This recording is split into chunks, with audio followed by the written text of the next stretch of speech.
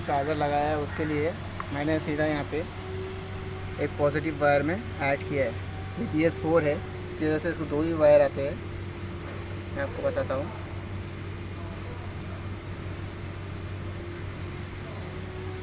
ये देखिए, दिख रहा है, इसमें मेरे को रेड एंड ब्लैक बोल के है, ये दिख रहा है,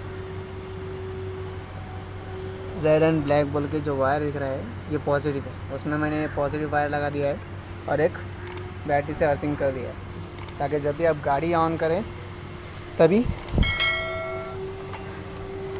ये चार्जिंग पॉइंट है, स्विच ऑन ऑफ का है। और जब आप इग्निशन ऑन करते हैं तभी इसकी लाइट ऑन होती है। देखिए, जब आप चाहे तो आप यहाँ से भी इसे बंद कर सकते हो। इधर से ये बंद हो गया, ये चालू हो गया। बस इधर जैसा आप अगर बंद करते हो सब बंद हो जाता है। यानी कि अगर आप सीधा बैटरी से कनेक्ट करते हो तो कोई भी इसको आसानी से यूज़ कर सकता है। पर जब आपको चाहे वैसा यूज़ करने के हिसाब से मैंने ये बनाया है। ठीक है दोस्तों।